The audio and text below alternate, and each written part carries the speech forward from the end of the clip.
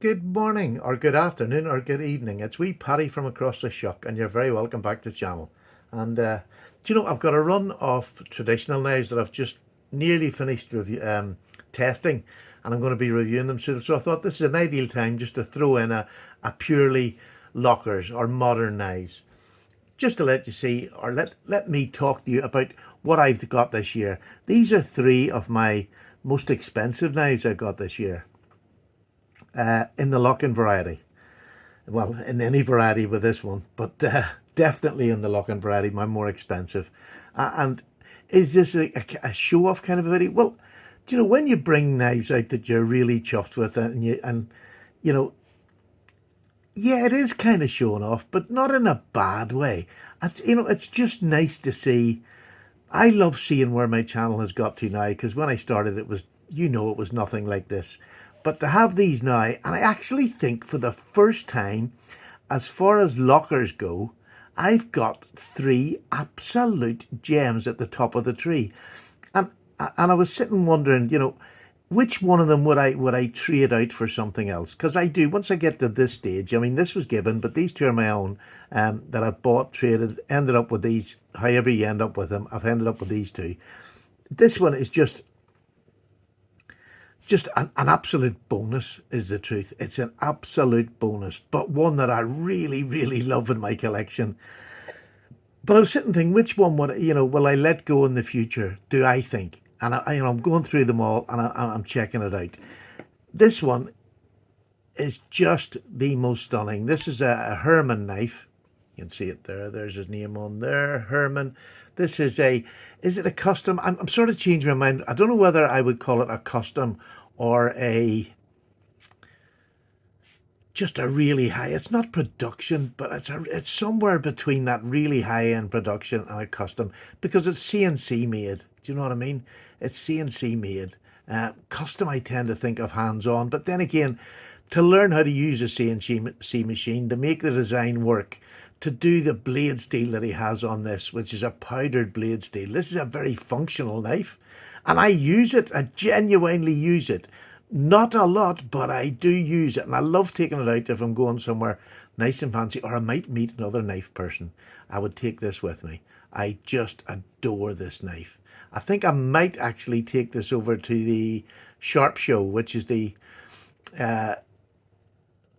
a custom knife show here in England. It's over in England, so I've got to fly over to it. It's next month, the beginning of next month, and me and Justin have already bought our plane tickets, so if you're going there, I can't wait to see you. I'll have my grey t-shirt with this on it on the day, and please come up and say hello if you've watched the channel once or 100 times. Doesn't really matter. Say hello, just introduce yourself. I just want to put names to faces. We are sort of cut away here in Northern Ireland. We're not sort of in the mix, if you like. So it's going to be just amazing for myself and Justin to get over there and meet people we've talked to for years on the internet. So this is just an absolute beautiful knife. Now, this is a £1,400 knife. I can't see in my life, I'm retired now, so I can't see me ever being able to afford to buy one for myself. I could add up a collection of knives to make up for something like this, but people at this range don't tend to want to trade for lesser, and I don't blame them one little bit. And if you're out there, and I know of lots of my subscribers can afford to buy this sort of thing, and I don't envy you, because I've now actually got one. And to have any more than one would be a waste, because this one with the powdered steel, it's going to last me forever. This edge on this is just amazing. It's stayed there from the beginning. Now, I haven't cut a whole lot of things, but I've actually cut boxes and all with it that maybe some people wouldn't have. But again, the joy for me of having this knife is that I can use it, and I do know. So if anybody wants to buy one of these and thinks, well, can I use it? I can tell you yes. Absolutely, you can use it. I don't want to put scratches or anything on it, but in use, no matter whether it's just a small cardboard box, sometimes you get a staple in there and you might scratch it. That's okay. I'm happy enough with that. It's this knife. The joy of this knife is just how beautifully well made. And listen to that. I could listen to that all day. I keep saying this every time I get this knife, but everything about this knife is just so precision. And when it's supposed to do a job. Like, this is supposed to suck in. Listen to this. That is just heaven. That ting to me just gets me. It really does. This opening, I just love the little double ting with that. It is fantastic. Not only the materials are good, the fit and finish is just beyond good. I can't find a single fault with it. And I mean, not one single fault. I just can't. Um, it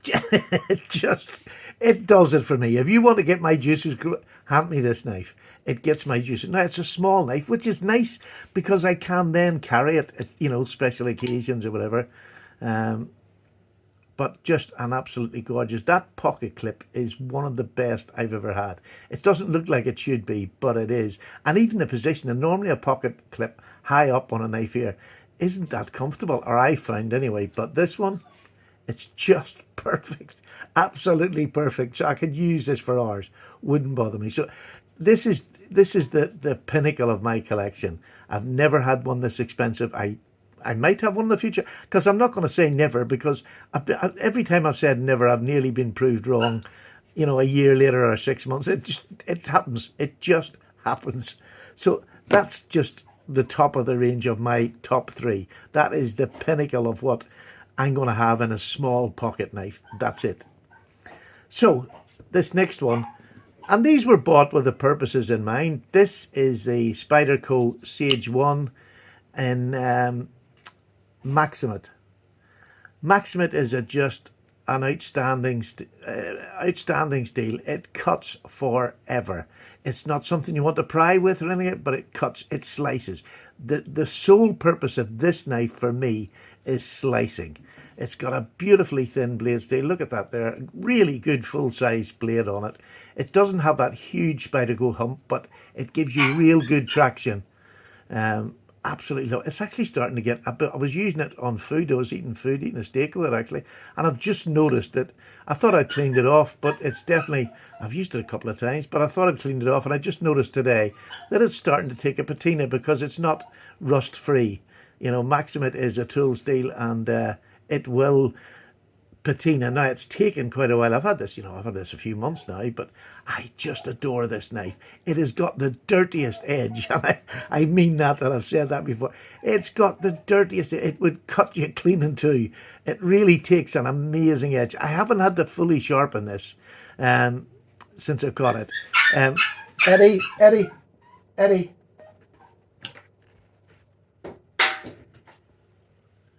Sorry, I just threw my flashlight at the radiator to stop my dog screaming. Not at the dog, I must hasten to add. He's my pet, but my wife's out and he's yapping as normal. So yes, it's getting a bit of a patina on it, and I really am enjoying the fact that it's got that bit of a patina. But it cuts amazing. I can't tell you. It's just, I don't think it's like a lot of knives until you get them in your hand. It's not completely drop shotty. It's quite a light blade. It's smooth. It is completely smooth, but it's not your drop shotty sort of a knife. This is a work knife. This is what I class is a real top of the range work knife. Do I need Maximate? I definitely don't. But do I like having it in my collection? Of course I do. I like to have a little bit of everything. But when you get into a ween of cardboard boxes and you start cutting with this, oh, it just excites you. It really does. It takes such a lovely edge. But it's a harsh edge, do you know what I mean? It's a real, get in there edge. So for slicing and cutting, I've got this one. For showing off my fancy pants knife, I have this one. And I have this is my most recent one. This is one that I've wanted for a long time. I have another Hinderer, the 3-inch slippy. But, oh, this is just a beast. If you've seen our Me and Justin Go Wild video, which is just a couple back, go and watch it. It's a good laugh, if nothing else. But I took this down the woods with me, and this performed way beyond what I thought it was going to do, because I listened to an awful lot of people out there that saying that Hinderer's S35 VN isn't that great. It's not it's flipping fantastic. This one in Israel, this is a Gen 4. I don't know what year it came out, or whether this was I've just got a really good heat treat on this one, but it is absolutely stunning. Cutting, actually chopping, and also the tip. I tried it all down the woods, and this just way beyond what I thought it would be. I just loved it as a big knife. I love the shape. I love everything about the Hinders. I love this clip. It, in hand, this is beautiful. This is much big, obviously it's a bit bigger than my 3-inch one. I can get a full grip back here, but this forward choil just makes this for any kind. And especially if you're going to sit with wood, if you're out and you want to sit and pry or poke, lift something up, this is the knife to do all that. This is a real hard use knife. Whereas this is not a hard use knife, so I'm told that the Maximum might chip. If you put that sideways pressure on it. I haven't tried it because I've no need to. I've got this. But this as a slicer is unbeatable. This is actually this is in the slicer pattern, and it's not thin behind the edge, but I mean it does slice still. It'll do anything I want to do. Either of these will do my EDC in a day. But I mean this one I have had so much pleasure out of in use. More pleasure in use because it does more things. And that's just simply it. It does more things. I love this. I love the scales on it. I mean, if it's wet, if it's slippy, these are absolutely super. But the sneak up choil, I do love a sneak up choil. I really do. And the longer I'm about, the more I'm sort of realizing that I do. In a knife that I'm going to hard use, I really do like it. Centering everything, just gorgeous. Everything is gorgeous about this knife, and I'm having a ball using it. And I even use it, I put it in my pocket around the house even, just so I can use it doing something. So there you go. That's my 3-inch knife for three for Thursday. Is it a bit of a show at the beginning? It's not a show off, but it's knives that I'm so happy that are in my collection. And I don't want to be afraid to show them, because sometimes I do get, this is just me and maybe a lot of people, I don't want to offend people by showing things that they maybe can't have, or but that's not the right way to go about it. Your friends will be happy that you've got something. So I just wanted to get these out and just show them, and to say that there's not one of them at the minute. I don't think there's one I want to change. I think if I was to nail myself down, and this is what I've been trying to do all the way through this, I might eventually change this for another super steel when it comes out. I might use this as a trade-in, because these are about £280, I think, new over here in the UK. So it's a good trade-in for another high-end steel when it comes along. I don't need to go for, what's that other one that I get confused with, Maximum. I've got my Bayer, which is in, oh my goodness, I can't believe I forgot it. The new in steel, and I can't think what it is. See, that's how up to date I am. But I've got it, so I don't need it. It would be a steel that's going to give me superior edge retention when it comes. I think Maximum is still top of the range, but that's probably the only one that I can think of. This I can't see ever going. This really can't see it, because if I let this one go this time, I let one go before, and it really hurt me because I loved it so much. But at the time I needed it for the channel. I don't think I'm ever going to get to that stage now where I'm going to need to sell this for something on the channel. There isn't another knife that's in that value that I'm going to chase. This is just beautiful. Absolutely beautiful. So I think that's probably the one out of the three that might go eventually once the new steel that comes out that can beat this for edge retention, and maybe has a better quality if it's not so chippy. I don't know whether this is chippy. I haven't put it through it. It's just what people say, and sometimes that's wrong, and that's what you have to remember too. Sometimes what people say, it's not that they mean to be wrong, but I mean, it's like D2. Everybody told me D2 chips and does it. I have never ever chipped a D2 blade, and I'm talking from Ganzos right up the range. As long as you're using a knife properly, why the hell is it going to chip? Well, not why. If you can do it accidentally by hitting a nail. I haven't hit a nail with it, but other than that, in use, in everyday use, D2 is one of my, honestly, such a good blade steel. I wish people would stop hating on it. It is a great steel. It's a medium range. It's not a super steel, but by God, the edge retention on it for what you're paying for it is fantastic. It's fantastic. So, none of us need all this high-end stuff, but it really is nice to have a go at it. And, sort of my favourite one that I'm going to use the most is this one here. And it has the lesser blade steel. It's only S35VN, which now is moving down the ranks more and more. It's becoming an everyday steel, whereas this was the super steel when I started. So, and this, honestly, this just, oh, it rocks. Whenever you hard use this, just this gives you the fizz too for different reasons. You know, this is for beauty and the workmanship, the craft that goes into being able to make something like this. No matter whether you call it a custom or not, this Herman knives. This is the Sting. This is the micro Sting. I had the full size Sting, but you see, for just carrying about and having a posh knife on me, this just look at that blade. I can't just look at that. It is just beautiful. So, and beauty goes, that's not going to be beaten in my collection. We talked about this. Look at this. You can tell I'm a traditional person. I don't even flick them out. I keep forgetting to flick them out because I just go, normally when I bring this out, I'll open it with two hands. That's weird, but there we go. Traditional sort of habits that stick in here. That's the best user I've ever had. Really is just an amazing user. And this is a slicer, unmatched at the minute in anything that I've ever used. And it's the retention, the edge retention in this. It just goes and goes and goes. Amazing. Amazing. So I'm a very lucky boy, and I like to share that, you know, and it is sharing. It's not showing off. It is sharing. And not everybody can have everything, but I started with very little, and you know, it's taken me a long time to build this up, and I like to share it. When something gives me that fizz, share it. I mean, everybody does it, no matter what the price of your knife, and I share knives. I mean, look, the latest knives out that are really giving me the fizz is Rosecraft blades, and they're a fraction of the cost of these, yet I still get the same fizz. I still get that same buzz when I take them out and use them, because I can't believe the value for money.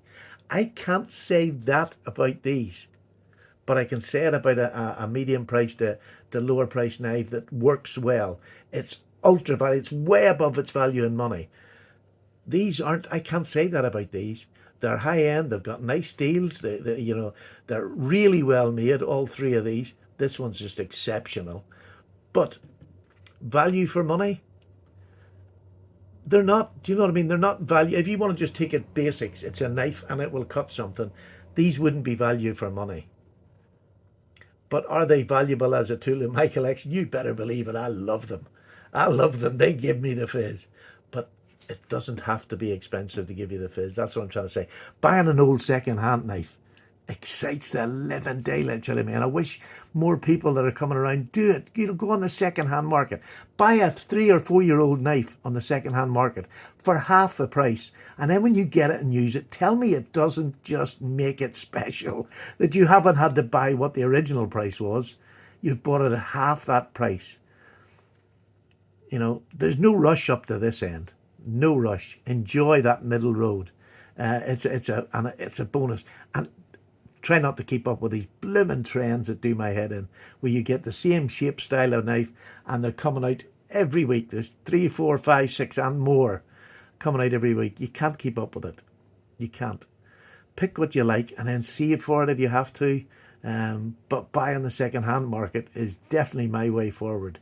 I'm doing more and more of it now, trading. These are both trades. A lot of my knives in there are trades now, where I'll maybe sell a couple to buy one. I'll sell 3 or 4 sometimes to buy one. Anyway, I've prattled on long enough. Happy 3 for Thursday. Paddy's away now. Don't forget the live's on tonight with me and Justin. Please stop by and have a look. We have great crack. It's only for about an hour and a quarter, and it's a joy to do. And I hope you enjoy watching it. Take care, everybody. Bye-bye now.